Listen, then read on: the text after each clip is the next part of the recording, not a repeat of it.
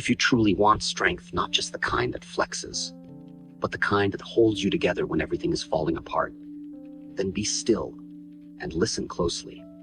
Strength isn't found in medals or applause. It's born in silence, in failure, in the lonely hours when you're face to face with your limits. You don't stumble into strength, you become it. I was once told I might never kick again. A back injury threatened everything I had built, but I didn't collapse. I didn't beg for an easier path. I made a choice. I told myself, Bruce, this pain is not your enemy, it's your teacher. Now rise. Stronger, smarter, sharper. So if you're ready, don't ask life to get softer. Ask yourself to get stronger. Let me show you how. 1. Stop waiting for life to be fair, because it never will be. If you're holding your breath, hoping that life will suddenly become fair, you're setting yourself up for endless frustration. The world doesn't work on fairness. It doesn't reward the kind, the honest, or the hardworking simply because they deserve it. Life doesn't operate like a perfectly balanced scale. It is unpredictable, chaotic, and often brutally unfair. But the harsh truth is this: it was never designed to be fair. It was designed to test you.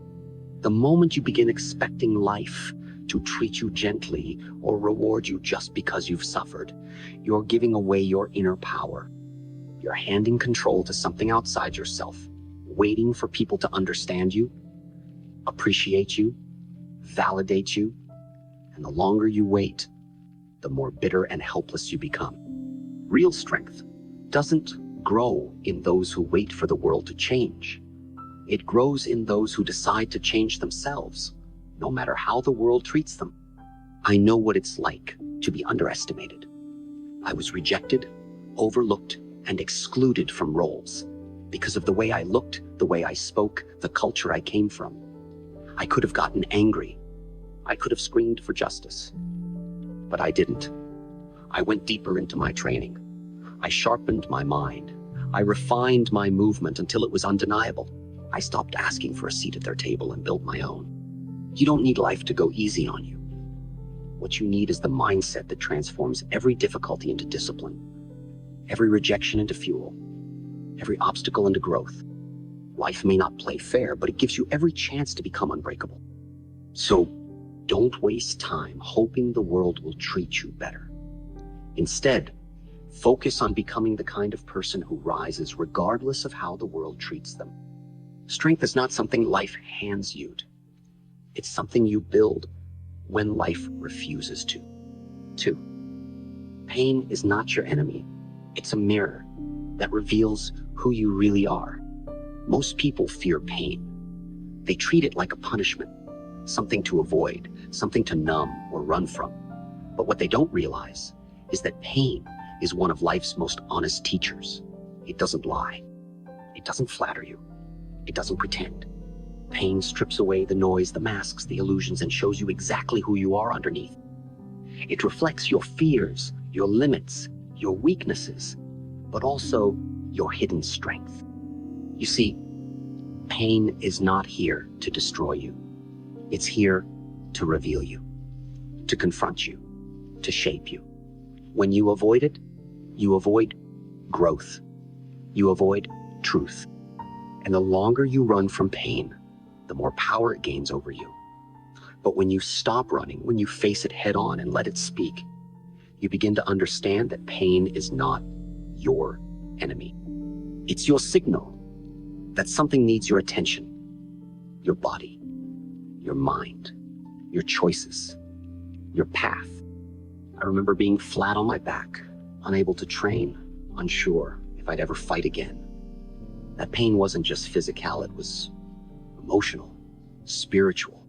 It forced me to slow down, to look inward, to examine the fears I had buried under constant movement. And in that stillness, I heard the truth. Bruce, your strength was never in your body. It was always in your mind. That moment of pain became a turning point. If you truly want to be strong, Don't run from what hurts. Sit with it. Listen to it. Learn from it. Let pain become your mirror, not your master. Because once you've faced your pain with open eyes and an open heart, it loses its power to control you. And what you gain in return is something most people never find: clarity, courage, and the kind of strength that cannot be shaken. So the next time you're hurting, don't say, "Why me?" Instead ask, "What is this trying to teach me?" Because sometimes the worst pain delivers the most powerful lessons. 3. Master the mind or be mastered by it. Every single struggle you face, every fear, every hesitation, every moment of doubt does not begin in the outside world. It begins in your mind. And if you do not learn to master that inner world, it will master you. You will become a servant to your emotions, a slave to your impulses, and a prisoner of your thoughts. Your mind can be your most powerful weapon or your greatest weakness. The difference lies in whether you train it or let it run wild. People often think the real battles are out there in relationships, in money, in status, in the opinions of others. But those are just reflections of a much deeper conflict happening inside. If your mind is filled with fear, your entire world becomes threatening. If your thoughts are chaotic, even peace feels like a trap. But when your mind is clear, focused, disciplined, you can walk through chaos with stillness in your step. There was a time when I was being rejected by producers, sidelined by prejudice, and doubted by almost everyone around me. But I didn't collapse. I didn't rage. I didn't chase after their approval. Instead, I turned inward. I reminded myself, as you think, so shall you become. I didn't just train my body. I trained my mind to become sharp, fluid, focused. I studied philosophy. I reflected deeply. I challenged every belief that limited me. And through that process, I built a mind that could not be broken by rejection or fear. The key to mental strength is not pretending to be fearless. It's recognizing the fear but not letting it control your decisions. It's feeling the urge to give up, but choosing to keep going anyway. It's being aware of your doubts but choosing to act with confidence. That level of control does not come naturally. It must be trained, just like your muscles, your reflexes, your technique. You train your thoughts through stillness, through repetition, through awareness. So the next time your mind starts spinning with negativity, anxiety, or chaos, don't react automatically. Pause, breathe, observe, ask yourself, is this thought helping me or hurting me? If it weakens you, release it. If it strengthens you, hold on to it. Build your mind into a sanctuary. Make it your strongest defense. Because when your mind becomes your ally, no challenge can overpower you. Remember this: the body follows the mind. The spirit rises where the mind is clear. And a person who masters their thoughts becomes impossible to defeat even when everything else is falling apart. 4.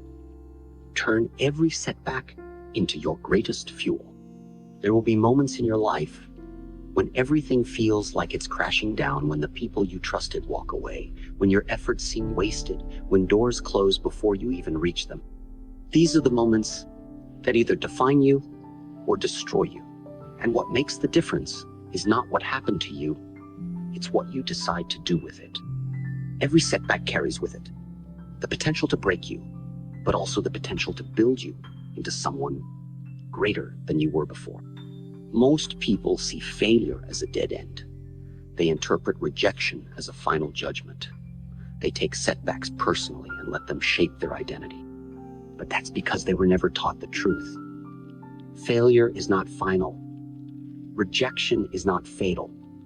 And setbacks are not signals to stop, they're signals to transform. What feels like the end is often the beginning of a more powerful version of you, if you're willing to rise and respond instead of collapse and complain. When I was turned down again and again by producers, told that America wasn't ready to see someone like me in a leading role, I could have taken that as proof that I wasn't good enough. I could have accepted that door as permanently closed, but I didn't. Instead, I used that rejection as fuel. I sharpened my philosophy. I trained harder than ever. I wrote, I taught, I built something so original, so powerful, so undeniable that even those who once doubted me had to turn their heads. I stopped begging for permission and started creating my own stage. Setbacks are invitations not to shrink, but to evolve. They are raw material. You can let them rot inside you, or you can set them on fire and let that flame forge a new version of you. When life says no, you say, watch me. When they doubt you, you double down on your discipline. When everything breaks apart, you don't just rebuild, you build better, wiser, and stronger. But understand this. You cannot turn setbacks into fuel if you're constantly asking, why is this happening to me? That question leads to weakness. The better question is, how can I use this to grow? Every failure contains within it a lesson. Every rejection holds a redirection. Every defeat is a doorway to deeper strength. But you only find those truths if you choose to keep moving, keep adapting, keep sharpening. Don't waste your pain. Don't waste your disappointment. Channel it, shape it. Let it carve new layers of strength into your character. Because the ones who rise from setbacks are not lucky. They are disciplined. They are focused. They are determined not to let temporary circumstances define a permanent identity. So remember this. You don't become strong in spite of your setbacks. You become strong because of them. The fire was never meant to destroy you. It was meant to reveal the warrior within. 5. Discipline is more powerful than emotion. There is a dangerous illusion that too many people fall into the belief that they need to feel motivated in order to act, that they should wait for the perfect moment, the right mood, or the spark of inspiration before they take the next step. But that mindset is what keeps people stuck, weak, and undisciplined. Because motivation is a wave it, comes and goes. It's emotional. It's fleeting. You cannot build your life on something that disappears when things get hard. Discipline, on the other hand, is permanent. It is your inner structure. It's what remains when the excitement is gone, when the world is quiet, when no one is watching. Discipline is the habit of showing up regardless of how you feel. It is doing what must be done or not when you're in the mood, but especially when you're not. When I trained, I didn't wait until I felt like it. I didn't check in with my emotions to decide whether I would practice or rest. I trained in the heat. I trained in pain. I trained when I was exhausted, when I was angry, when I was uncertain, because I knew something most people never understand. The path to mastery is not paved with inspiration. It's carved through repetition, through consistency, through discipline. I reminded myself every day, be like water, Bruce. Water doesn't wait for the right moment. It flows, it adapts, it moves forward, even when the path is rough. That is discipline, a relentless, quiet movement toward your goal, no matter the conditions around you. You don't reach greatness by being emotional. You reach it by being committed. You want to be strong? Then you must train your body, your mind, and your spirit to act regardless of how you feel. Don't ask yourself, do I want to do this today? Ask yourself, will doing this move me closer to who I'm becoming? Because if the answer is yes, then your feelings are irrelevant. The world does not reward people who try occasionally. It rewards those who show up relentlessly. You don't need motivation, you need a mission. You need to decide that your growth is non-negotiable, that your discipline is not up for debate, that your habits will stay consistent even when your emotions are all over the place. Strength doesn't come from what you do once. It comes from what you do consistently. The early mornings, the quiet evenings, the extra hour of practice, the refusal to make excuses. That's how you build power that no one can take away. Discipline is not just a tool, it is the foundation of all greatness. And without it, you will always be controlled by your mood, your environment, and your doubts. So stop waiting to feel ready. Stop chasing motivation and start building the kind of discipline that turns effort into excellence. Because when discipline becomes your identity, strength is no longer something you chase at, something you embody. 6. Release what you cannot control and reclaim your energy. One of the greatest sources of suffering in life is the constant struggle to control things that are beyond your reach. You try to control how people see you. You try to control the timing of your success. You try to control relationships, outcomes, emotions, the future. And every time something doesn't go the way you imagined, you feel shaken, lost, anxious, as if the world is collapsing beneath your feet. But the truth is not that the world is unstable. The truth is that your peace was never anchored in the right place. You see, when your strength depends on things you don't control, you will always feel weak. When your confidence is tied to approval, when your joy is tied to other people's behavior, when your calm depends on whether life is going your way, you've placed your power in the hands of uncertainty. And uncertainty never plays fair. It will keep moving, keep shifting, keep throwing chaos your way. The secret to inner strength, the kind that doesn't crack when everything around you does, is learning to let go of what you can't control and refocus your energy on what you can. You cannot control how others treat you, but you can control how you respond. You cannot control the outcome of every effort, but you can control your discipline, your attitude, your preparation. And the moment you stop trying to bend the world to your will and instead master the parts of it that are within you, that's the moment you step into real power. There was a time in my life when I obsessed over outcomes. I wanted the roles. I wanted the recognition. I wanted things to happen on my timeline. And when they didn't, I felt frustrated. But eventually, I realized something that changed everything. Bruce, you cannot force the river. You must learn to flow with it. That's when I started embodying the principle of being like water, not rigid, not forceful, but fluid and adaptable. I stopped resisting what was out of my hands and focused fully on sharpening what was within them. This doesn't mean you stop caring. It means you stop wasting energy. You stop draining your soul over people who won't change. You stop replaying conversations, chasing closure, or begging life to make sense. You pause. You breathe. You say, what is mine to carry and what is not? And then you release the rest. Not because you've given up, but because you've grown up. Releasing control is not weakness. It's wisdom. It's realizing that peace is not something you find when everything goes right. It's something you cultivate when everything's going wrong, and yet you remain centered.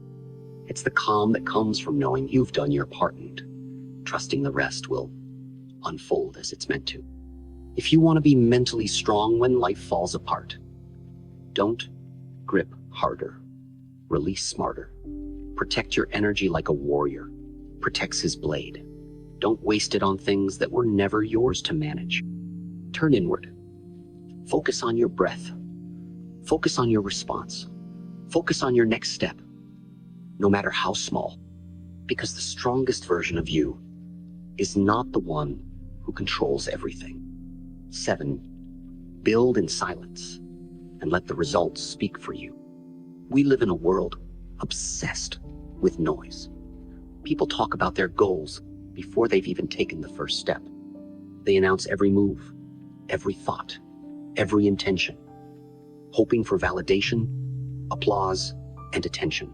But real strength doesn't need an audience. True mastery doesn't announce itself. It reveals itself when the work is already done. And the people who are truly powerful, they are the ones building when no one is watching. When I was rising, I didn't waste time telling the world what I planned to become. I became it quietly, relentlessly. I spent hours, days, years training, reading, sharpening my thoughts and movements. I didn't shout about the philosophies I was developing. I studied them, I lived them. I didn't wait for recognition. I made my craft so refined, so undeniable, that the world had to take notice or not because I demanded it, but because I earned it. There is something sacred about silence. It protects your growth. It gives your goals the space to take root without interference, without envy, without noise. You wouldn't dig up a seed every day to prove to others that it's growing. You water it, you give it light, and you wait. That's how you must treat your strength. It grows underground, out of sight, until one day it rises and no one can stop it. Most people lose power because they speak too soon. They expose their vision to people who don't understand it. They seek encouragement from those who secretly doubt them. And in doing so, they dilute the very fire they are trying to build. But when you move in silence, when your energy is focused on action instead of explanation, you create a force that cannot be predicted, manipulated, or destroyed. I often reminded myself, Bruce, don't waste breath convincing anyone. Show them. That principle changed everything. I stopped trying to be seen and focused entirely on being prepared. And when the moment came, I was not scrambling to rise, I was already standing. So I urge you, stop telling people your every move. Let them see it when it's done. Stop looking for likes and applause. Let your success be your echo. Use your silence as your shield. Not everyone deserves to see the battle before it's won. Build yourself quietly. Master your mind in the dark. Train when others are sleeping.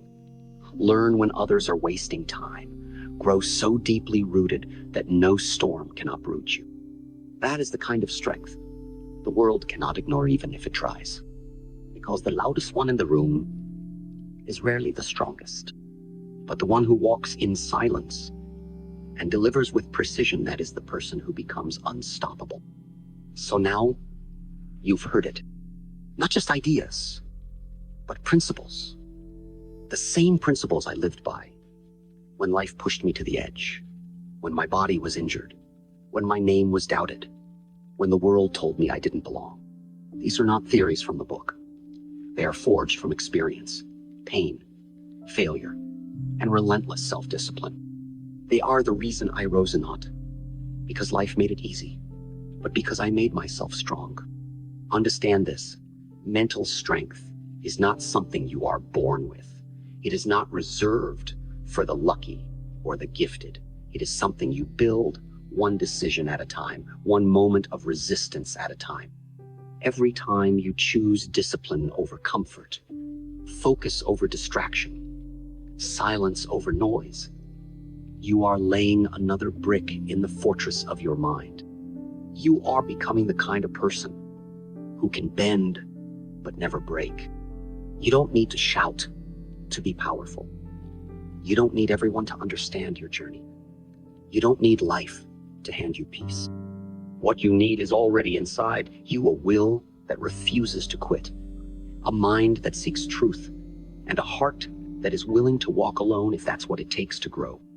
And when everything falls apart, when the world turns its back on you, when nothing makes sense and you feel like giving up, that is the exact moment you are being tested. Not for how loud you can scream, but for how deeply you can stand, how calmly you can breathe, how wisely you can move forward without panic, without ego, without fear. You want strength? Then stop chasing the easy way. Start sharpening your mind.